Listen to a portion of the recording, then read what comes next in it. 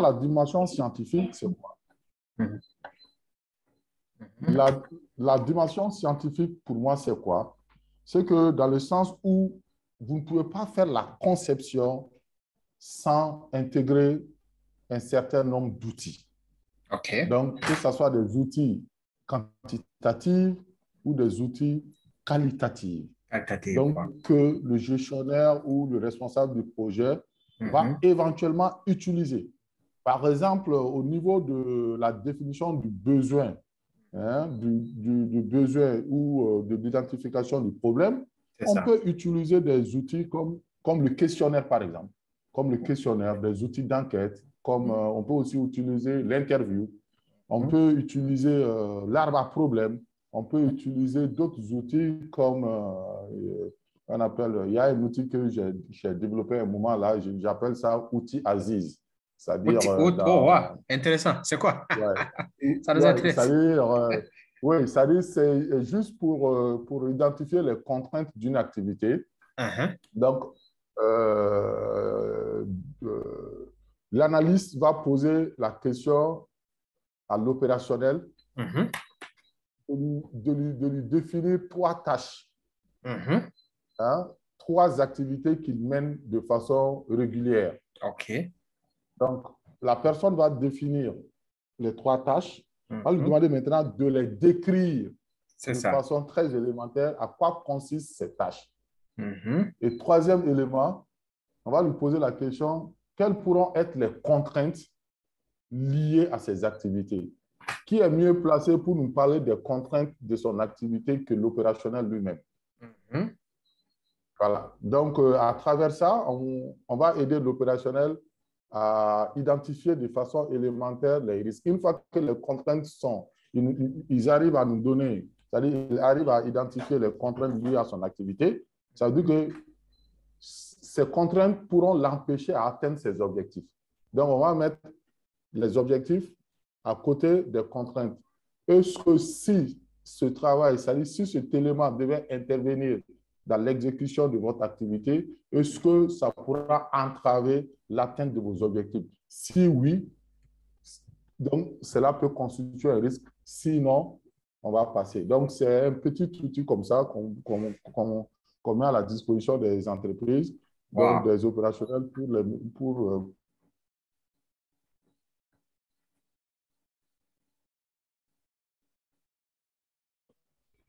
donc, voici en gros ce que j'ai trouvé en quelques minutes à partager avec mes collègues qui sont déjà connectés. Je vois Baro, je vois Mélangeau, C'est autres. ça. Donc, par rapport à ma façon de voir la conception du projet. Là, c'est Donc, très bien. merci. Voilà, merci beaucoup à Aziz et surtout, une fois que tu termines la conception de votre outil, Aziz, ça nous intéressait aussi Oui, pour que oui, nous. non, il n'y a pas de problème. Oui, c'est Mhm. ça. Parce que c'est une façon de faire la promotion aussi. On pourra l'intégrer Ouais, dans nos outils que nous utilisons déjà. ouais. Et c'est bien, voilà, je pense le mieux, je vais adopter la méthodologie qu'on va commenter directement avec, après un exposé. Et puis, Mhm. accueillir certains points de clarification, d'autres commentaires de la part des participants. Et là, je Mhm. vais commencer moi-même. Là, tu as parlé de... Le gros, c'est la conception de projet. Mhm. Et j'en suis vraiment très content, très fier de votre exposé, qui va même au-delà des attentes, je dirais. Parce que tu as Mhm. même mentionné d'autres dimensions qui ne sont pas même développées au niveau du module, mais qui Mhm. cadrent, qui collent vraiment avec le module en soi. Donc, cela veut dire que vous avez déjà une capacité d'aller au-delà du simple module, parce que voilà, euh, voilà, tout ce que je dis aux gens, c'est que, voilà, en fait, ce que nous apprenons en classe ou dans les formations, c'est juste t'ouvrir aussi d'autres domaines, mais la vraie recherche, c'est la recherche, la vraie recherche, le développement de ce que tu as vu toi-même qui va te qualifier de professionnel. Et là, j'en suis très content. Alors, une autre chose, c'est, oui, là, tu as parlé de conception de projet. Est-ce que d'autres niveaux, après la conception, on a l'élaboration, hein? On a la conception, on a l'élaboration. Donc, tu n'as pas mentionné le côté élaboration. Cela veut dire que tu n'as pas préparé là-bas ou bien ça se trouve à l'intérieur, c'est déjà intégré ou c'est une autre étape déjà qui est envisagée. Non, oui, j'ai pas mis l'accent sur l'élaboration en tant que telle, parce que Voilà. je me suis seulement limité à la partie réflexion, à la partie, comment on appelle, intello de la chose, quoi. C'est ça, c'est ça. Donc à ce moment-là, tu me réponds déjà, tu réponds à la question et c'est parfait.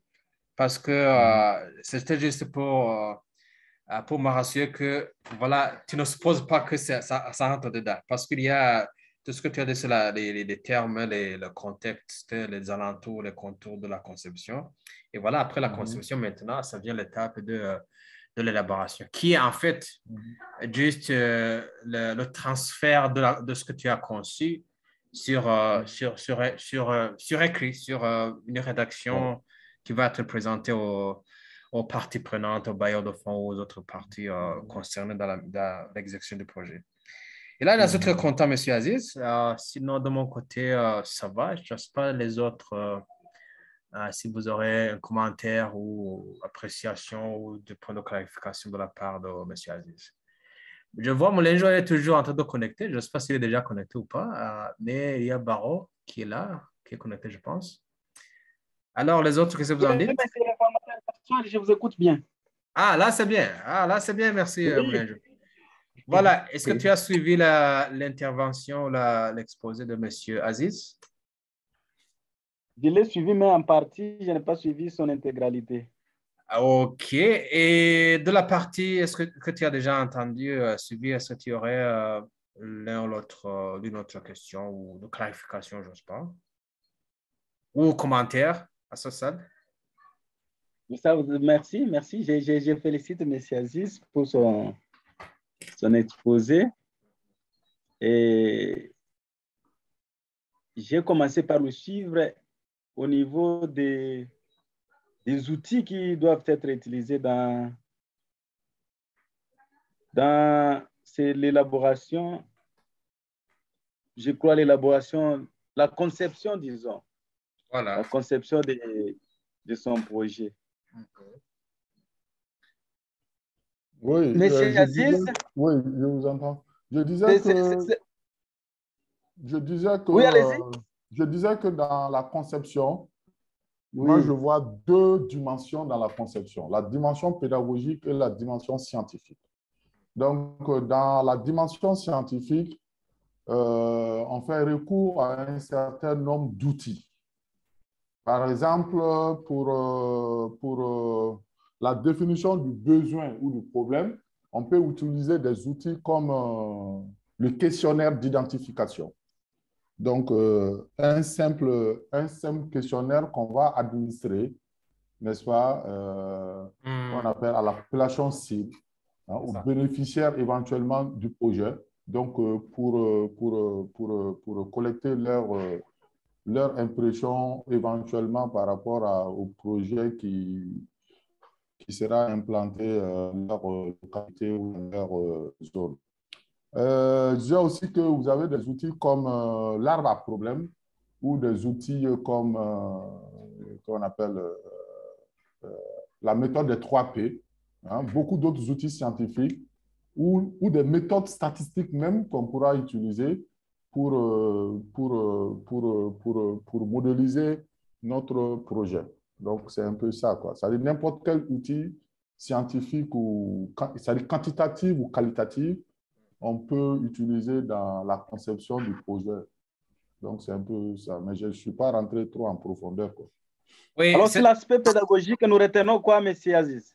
Oui, ça dit pour l'aspect pédagogique de la conception, je disais qu'il faut définir un certain nombre de choses. Donc, il faut d'abord donner une dimension, c'est-à-dire la définition du besoin ou du problème. Donc, qui est important et indispensable. Donc, de façon pédagogique. Parce qu'un problème, c'est-à-dire un projet qui n'a pas, qu'on appelle, qui n'a pas été étudié pour comprendre le vrai problème, donc n'est pas un projet viable. Donc, il faut d'abord que que vous arrivez à définir de façon très simple le besoin du projet ou le problème en un mot. Ensuite, il faut définir les actions ou les activités qu'on va mettre en place. Donc, ça, c'est le deuxième élément. Le troisième élément, il faut définir les moyens humains. Qui va faire quoi? À quel moment? Extrêmement important. Ensuite, les moyens matériels. Avec quoi est-ce qu'on va piloter ce projet? Est-ce que ça sera du matériel lourd, du matériel roulant, du matériel sophistiqué, tout ça? Donc, on peut réfléchir à tout ça au moment de la conception. Ensuite, vous avez les moyens financiers. Il faut définir aussi les moyens financiers. Quel financement va rentrer dans ce projet? Est-ce que c'est un financement institutionnel, un financement privé ou autre? Donc, il faut définir le financement et le budget qui va avec. Ensuite, il faut aussi définir les moyens d'information. Les moyens d'information que je vais intégrer dans la partie ressources informationnelles, qui a une dimension, qui commence à prendre une dimension très importante. Parce que sans l'outil de communication, parce qu'un projet s'ouvre à un environnement. Donc, comment on va communiquer avec l'environnement? Quels seront nos moyens de communication? Donc, il faut aussi réfléchir au niveau de la conception à cet élément. Bien sûr, le lieu aussi, on appelle une période, un délai, c'est-à-dire un échéancier au projet. Donc, c'est comme ça que je vois l'aspect pédagogique de la chose. Donc, on va du plus simple, c'est-à-dire de façon séquentielle, mais ordonnée. Ordonnée, l'expression du besoin, les moyens humains, techniques, matériels, Voilà. qui va couvrir toutes les activités. C'est ça, c'est ça. Et d'ailleurs, je vais te compléter, Monsieur Aziz. Merci pour ce Je vais compléter un peu, Aziz. Et d'ailleurs, je pense qu'à un certain moment, avec le temps, on aura, je ne sais pas à quel niveau on a, au niveau du module même, on a des outils de collecte de données. Non, je pense que c'est le deuxième module. C'est le deuxième module sur le suivi évaluation. On va beaucoup développer la pédagogie ou la méthodologie de collecte de données avec les différents outils qu'on va utiliser et comment on collecte collecte, analyse et traitement des données qualitatives et quantitatives. Donc là, ça va être développé dans le deuxième module. Donc ici, pour le module, je suis content que M. Aziz déjà anticipé cet aspect qui est très important pour la réussite en fait, du suivi et de l'évaluation de tout projet. Voilà. Monsieur le formateur? Oui. Je pouvais revenir un tout petit peu auprès de M. Aziz. OK. Sans problème. Peut-être pour quelques éclaircissements, parce que quand il décèle les données scientifiques en les rendant parallèles aux données pédagogiques, j'estime que dans ces propos, il y a ce qui est pédagogique et qui ressort encore de la scientificité ou de la science, de la scientifique. OK. Parce que, alors, moi, je voulais assez qu'il tente de dire que dans la conception, nous pouvons faire allusion à des données scientifiques qui sont tout à fait théoriques et quelques données pragmatiques qui sont pratiques et qu'on doit récolter sur le terrain. Attends, une seconde. Je pense là en utilisant les terminologies données ou aspects pédagogiques ou scientifiques, en fait, moi, ce que je retiens, ce n'est pas le terme qui intéresse beaucoup, mais le contenu de ce qui... Oui. Et le contenu, là, ça ne dévie pas du tout du côté de ce que nous apprenons avec le module. Mais bien sûr, on n'utilise pas les terminologies pédagogiques ou scientifiques. Mais tout ce que ça ressort, ça englobe avec la question de planification, non, de conception de projet c'est en fait tout ce qu'il a énuméré, mais sous le terme. Je pense Moulin Joie, un jour, on a débattu, toi et Pierre, sur les questions des trois contraintes de projet, dont les délais, les coûts et quoi encore? C'était quoi encore? Tu te rappelles? La qualité. Voilà, délai, coût, qualité. Donc là, quand il a parlé de délai, de lieu, de temps, il y a le temps. Donc tout cela, en fait, c'est une façon de dire les choses un peu détaillées, mais les gestionnaires de projet résument en trois contraintes, dont la qualité, les coûts et les délais. Donc, quand on parle de coûts, ça englobe tout ce qui est les ressources matérielles, les ressources financières, ressources humaines. Donc, tout cela, c'est dans la catégorie coûts. Alors que les délais, c'est le temps et la qualité aussi, c'est tout ce que tu envisages pour atteindre l'objectif. Et ça, si on inclut aussi les lieux où est-ce qu'on va faire le travail et quels bénéficiaires, quel groupe cible et combien. Donc, tout cela, ce sont en fait des détails qui vont entrer dedans et qui sont très importants pour bien comprendre la conception de projet. En fait, un peu de mots. Moi, je peux résumer la conception de projet en une seule phrase. C'est en fait un processus d'identification du problème à résoudre dans une société donnée ou dans une communauté donnée et trouver une solution pour remédier le problème. Donc, tout ce que vous planifiez, tout ce que vous faites à l'intérieur, ça revient à la recherche, d'abord à l'identification du problème et au remède de ce problème. Et pour arriver à ce remède de problème, il te faut des ressources, il te faut des activités, il faut dire où est-ce que je vais faire le projet, quand, à quel temps et quel bénéficiaire, quel groupe cible, quel groupe bénéficiaire direct, quel groupe indirect. Donc, tout cela entre dans la conception. Ce qui un peu de mots peut se résumer à le processus de passer du problème à la solution. Donc, tout cela, cette phrase résume seulement tout ce qu'on peut penser à la conception. Oui, voilà. C'est exactement ça, monsieur Jean. C'est-à-dire, en réalité, j'ai utilisé les termes pédagogiques et scientifiques pour que moi-même, je puisse déjà comprendre ce que je suis en train de faire. Voilà. Parce que je veux une démarche pédagogique. Une démarche pédagogique, c'est une démarche qui commence de A à Z.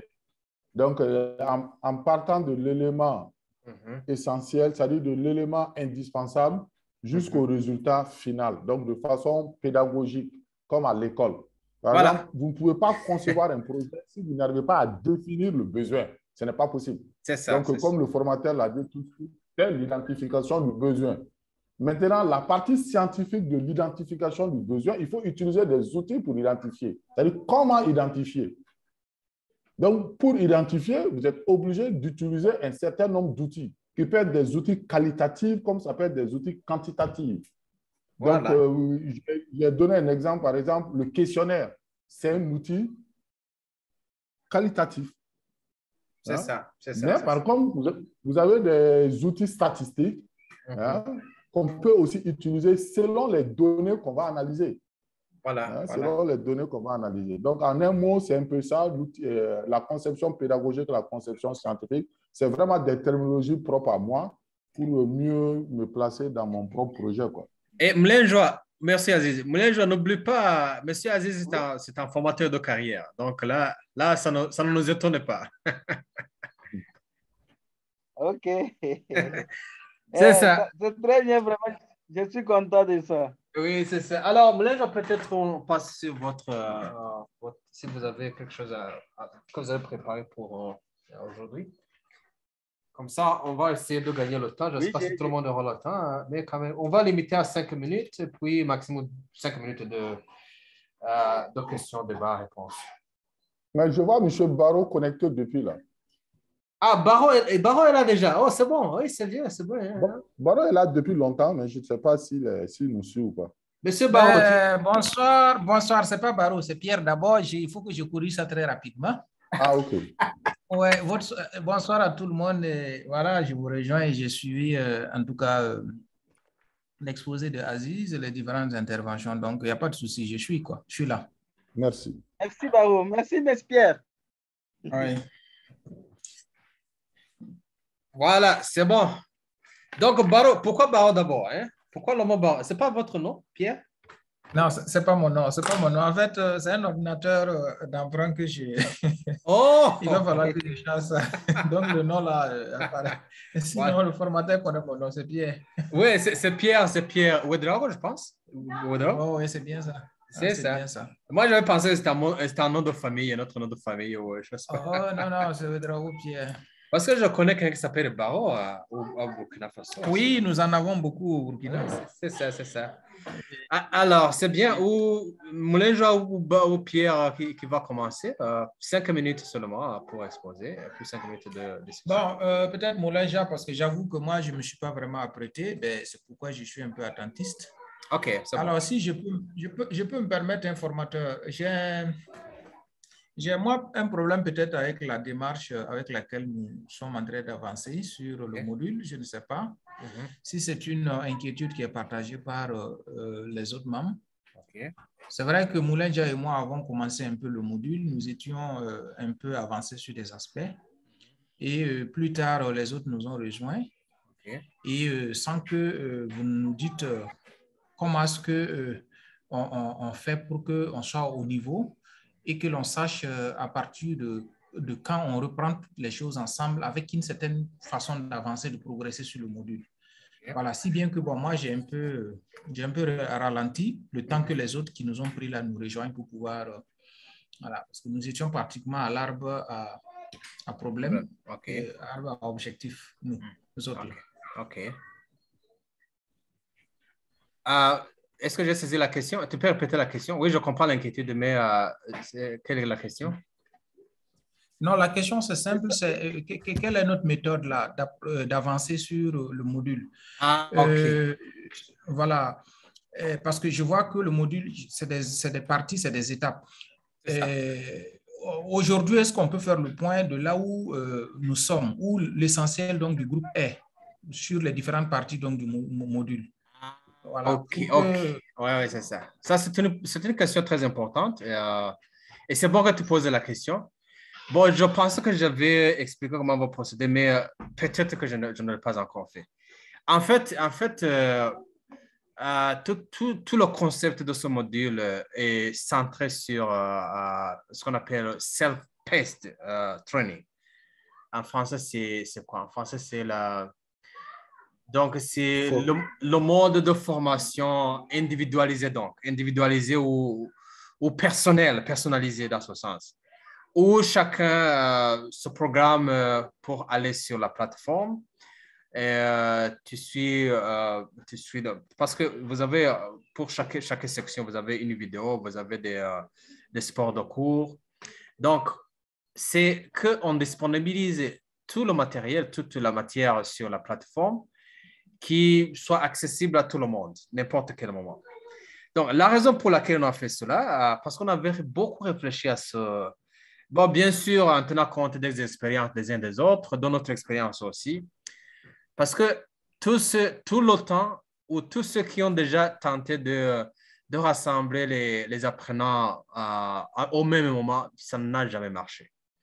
Parce que tu as des apprenants, ou 20, si tu as un tiers qui soit régulier, là, tu as de la chance. Parce qu'il y a beaucoup de contraintes. Moi, je suis absent, je n'ai pas eu le temps aujourd'hui, je n'ai pas eu le temps, donc je suis absent. Et ça devient même très, très compliqué. Alors, formateur, je veux me rendre beaucoup plus concret, plus précis. Okay. C'est pour dire que vous savez que c'est Moulenja et moi qui avons nous étions au début là. C'est ça. Voilà, nous étions un peu en avance. Sauf que entre-temps, bon, les autres nous ont rejoints.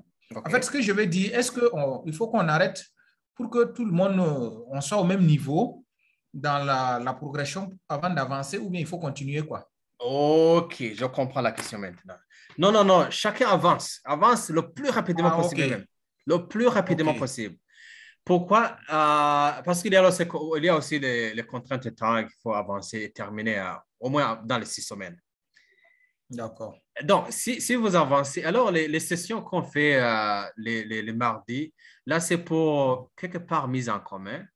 Et en fait, la beauté de ce module et le deuxième, c'est la même chose. Le troisième et le quatrième, ça, c'est un peu différent. C'est que une section qu'on développe aujourd'hui, c'est pas quand même, il n'y a pas de condition que tu dois comprendre la première section pour que tu puisses comprendre la deuxième. Donc, ce sont des compétences qui sont mises ensemble, qui ne suivent pas une certaine progression linéaire, je dirais. Parce que si aujourd'hui on présente sur l'élaboration des objectifs SMART, par exemple, et si vous avez déjà dépassé la section, donc vous avez la chance maintenant de pratiquer et de venir faire des commentaires sur ce que vous connaissez déjà sur la section que vous avez déjà dépassée. Et pour la personne qui n'est pas encore là, donc lui aussi, il a la chance d'anticiper les connaissances et de revenir. Voilà, une fois qu'il arrive à ce moment-là, ça devient plus facile de passer. Donc là, vraiment, pour être très clair, très concret, il faut avancer à votre propre rythme. Et les séances de mardi, c'est en fait une mise en commun, une mise au point, l'accompagnement, un coaching personnalisé, donc dans ce sens. Et cela n'empêche même pas que au cours de la semaine, si vous avez une question ou un point à clarifier, Moulin, je connais. Il ne passe pas 2-3 jours sans clarifier une autre chose. Et là, c'est tic-tac, tic-tac.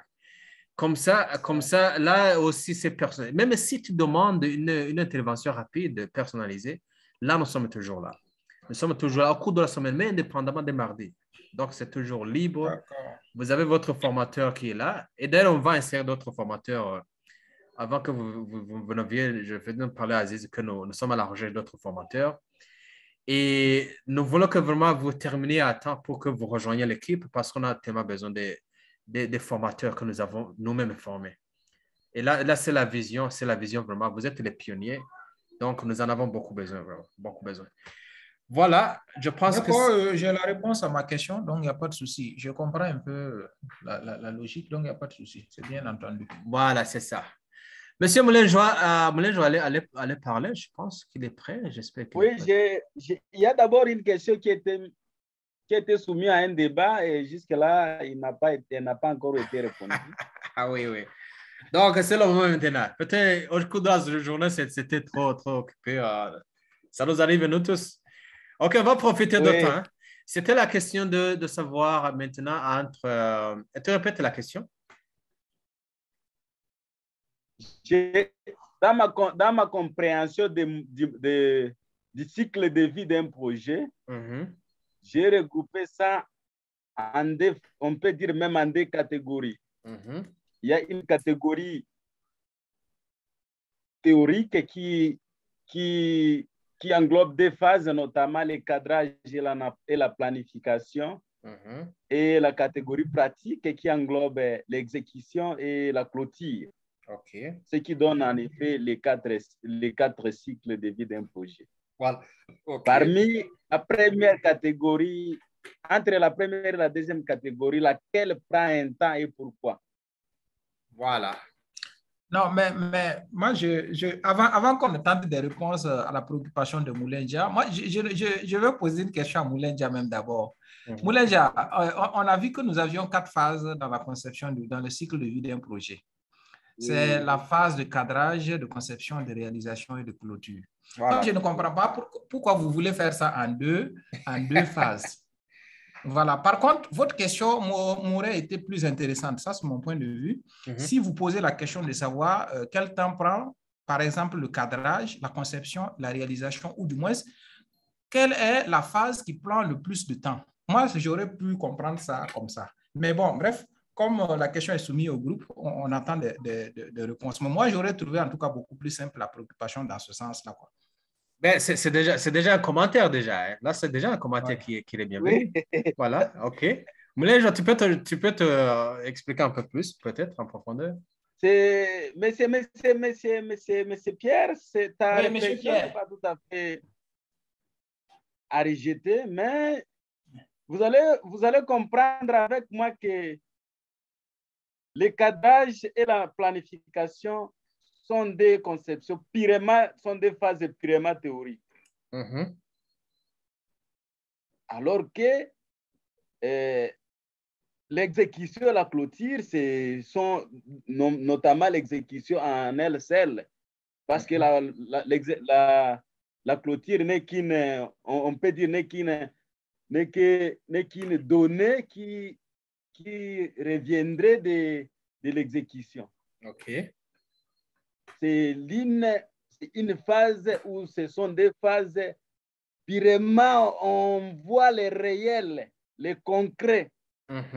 Alors que dans les phases précédentes, comme la planification et le cadrage, là, on est dans des abstraits, dans des idées. On s'imagine qu'est-ce qu'on va faire.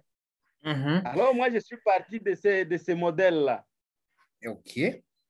Alors oui. Là, je vais apporter mon opinion aussi dedans. Voilà, parce qu'il y a une phase de cadrage et planification. Comme tu le dis, Moulin Joie, ça peut être regroupé dans le sens de la planification. Donc, tout ce qui est planification ou la théorie de ce qu'on va faire ou le plan de ce qui doit être fait. Disons le plan, la partie plan.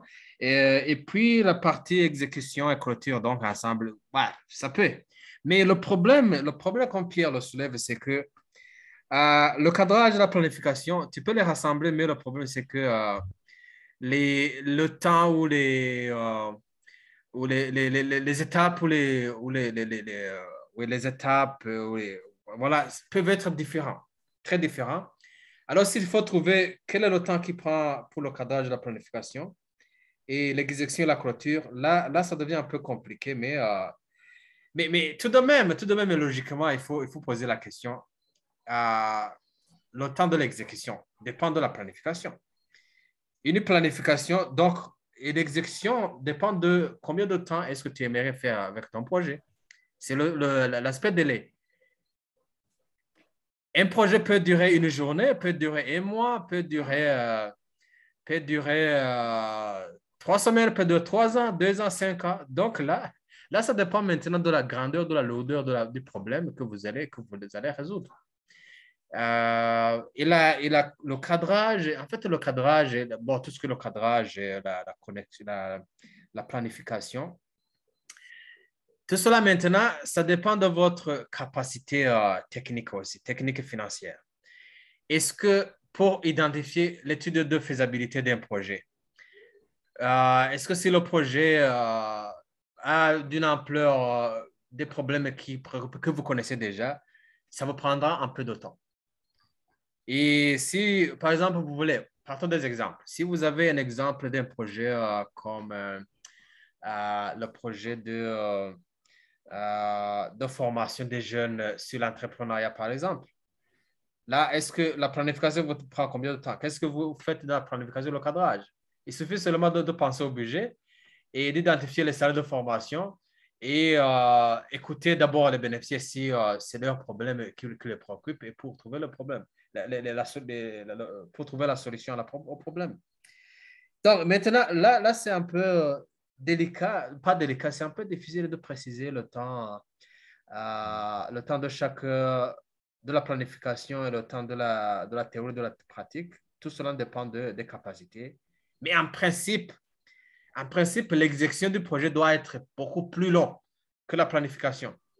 Si vous planifiez pour un projet pendant 2 ans, sinon pour la planification, là, ça n'aura pas de sens quand même.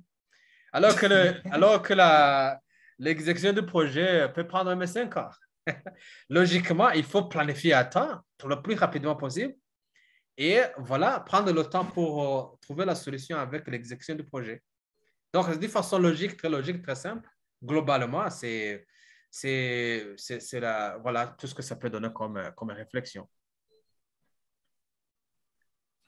Oui, formateur, vous faites bien de dire que en principe, parce que dans la réalité, hein, au quotidien, on voit des grands projets aussi souvent.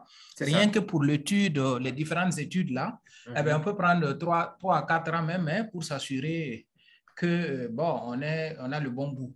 Voilà. Maintenant, bon, si ce n'est que des petits projets pour résoudre un problème vraiment, en tout cas, conjoncturel, C'est ça. Bon, peut-être que là, on n'a pas trop. Sinon, c'est en fonction du projet, effectivement, la phase d'étude et de planification. C'est ça. Voilà, peut prendre. Ouais. Et à ce moment-là, merci Pierre. Et à ce moment-là, si, oui, des études peuvent durer même 5 ans, ça peut arriver.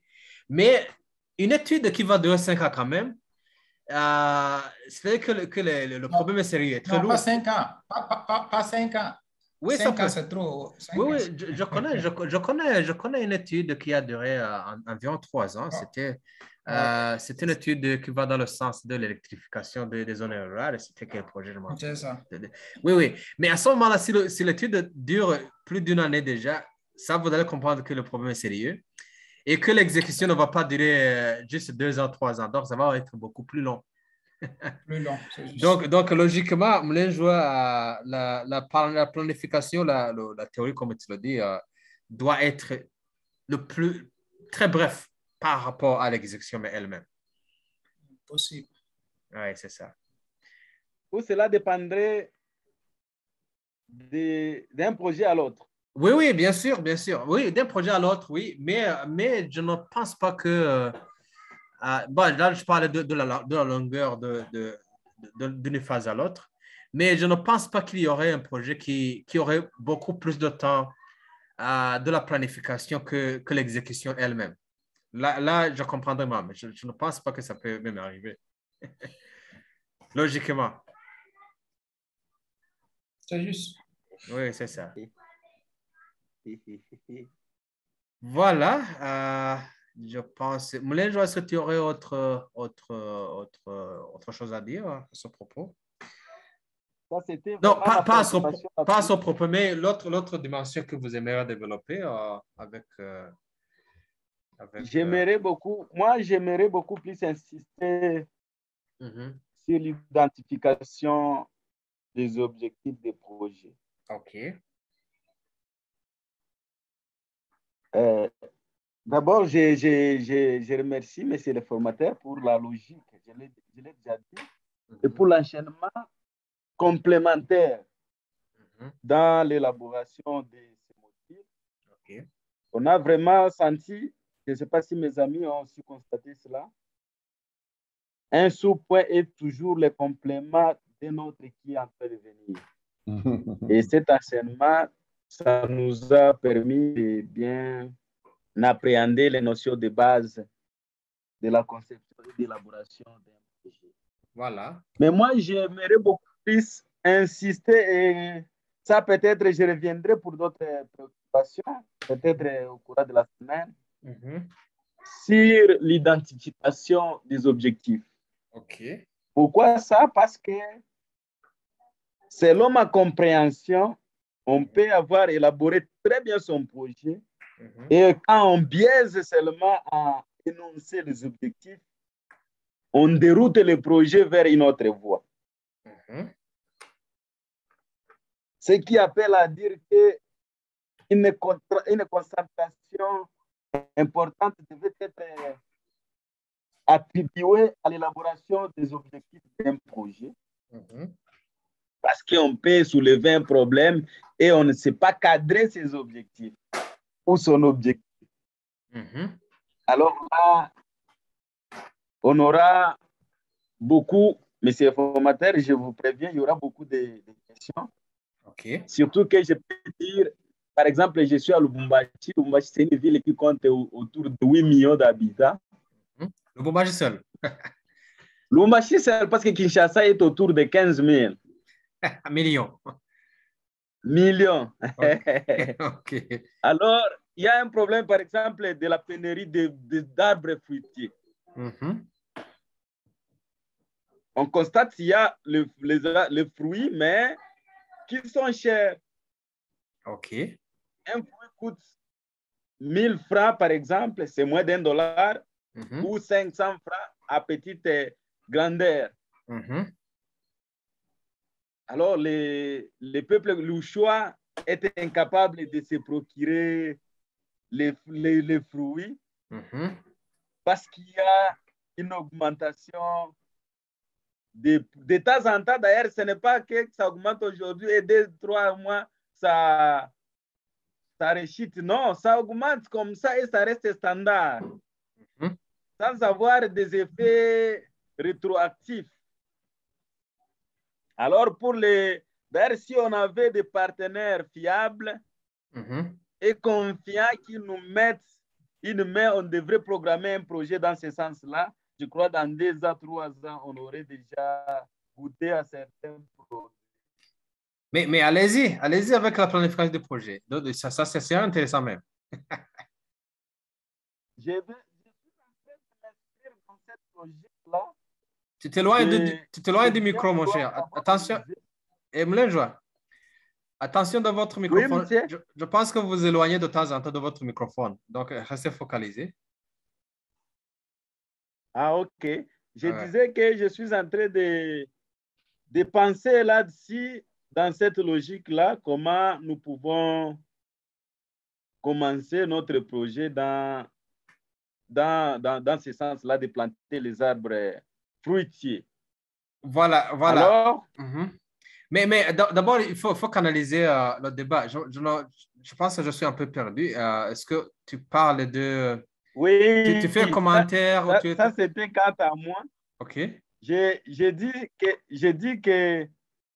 je vais exposer sur l'identification des objectifs. Pourquoi? Parce que quand on a une solution à un problème donné, ça c'est, on est passé de l'arbre à problème, on a identifié un problème, on a même identifié une solution.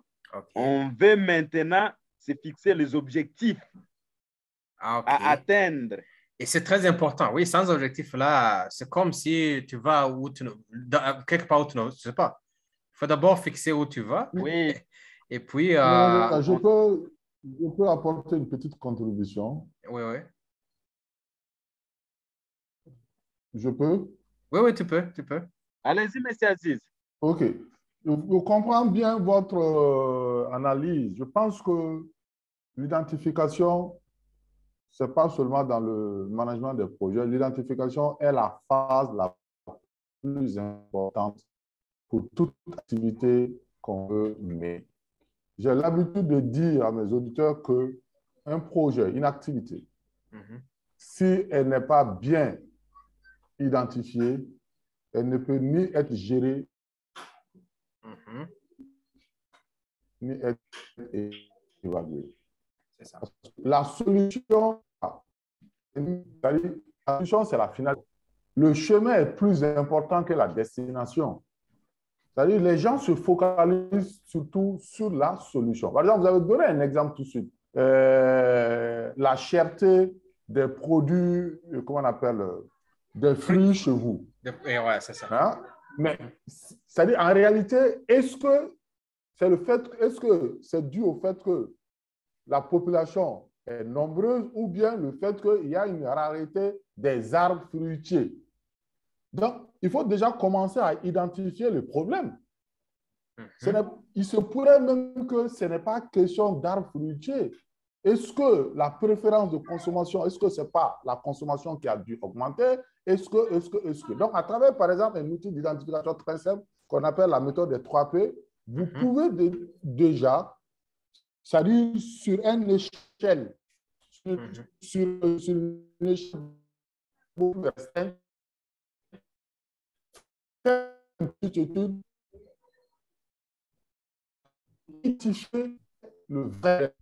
Pourquoi que la nouvelle génération a tendance à prendre des fruits des arbres fruitiers ou bien parce que ça dit, oui. par comment on appelle Monsieur Aziz, je ne vous coupe pas. Oui. Je ne vous coupe pas, c'est là où je partais parce que je ne faisais qu'annoncer, donner l'énoncé de mon exposé, quoi, parce que on nous a dit de faire un exposé dans un thème qu'on s'est choisi seul. Alors moi, j'ai choisi comme l'identification des objectifs. Voilà. Et je l'ai dit en passant qu'on est passé d'un arbre à problème à un arbre à objectif parce qu'on a déjà, c'est sous-entendu qu'on a déjà un problème bien connu. Maintenant, on cherche des solutions pour résoudre ces problèmes-là. Les solutions, d'ailleurs, sont déjà bien établies, mais on cherche des objectifs qui vont nous servir à à éradiquer les problèmes déjà soulevés. Oui, c'est ça, c'est ça. Déjà identifiés. Ouais, mais alors, le problème, c'est quoi? Quand vous dites que les solutions sont déjà identifiées, c'est qu'il n'y a pas une seule solution. Il y a plusieurs solutions possibles. Oui, il n'y a pas. Oui. N'est-ce pas? Oui, c'est ça. Je suis en train de partir là-bas, monsieur Aziz.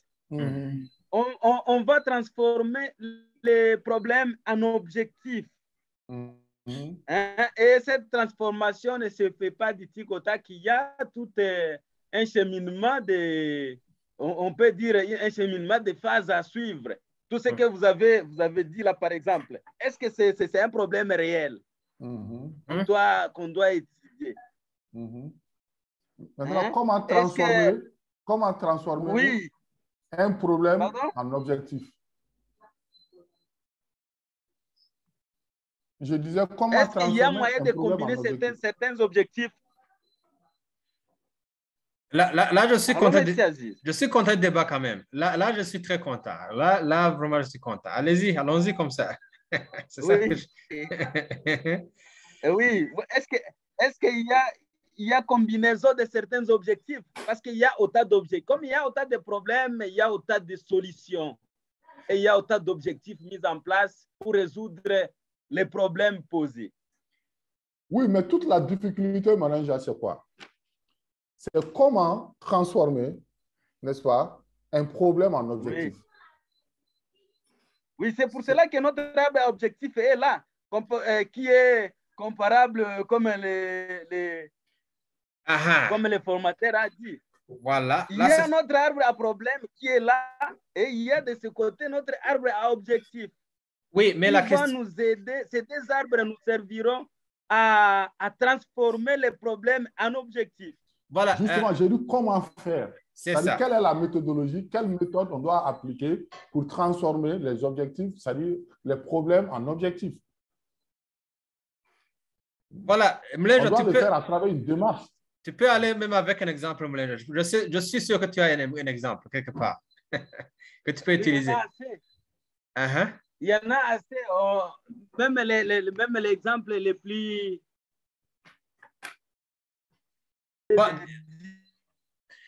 Disons, il y a comme des étapes ou bien la façon de faire, parce qu'il pose la question de comment est-ce qu'on transforme les problèmes en objectifs. Alors, quelle est la méthodologie qu'on utilise? En fait, il y a une méthodologie qui est déjà énoncée dans le module. Monsieur Pierre, tu te rappelles? Je pense que vous étiez ensemble les deux quand on parlait de cela.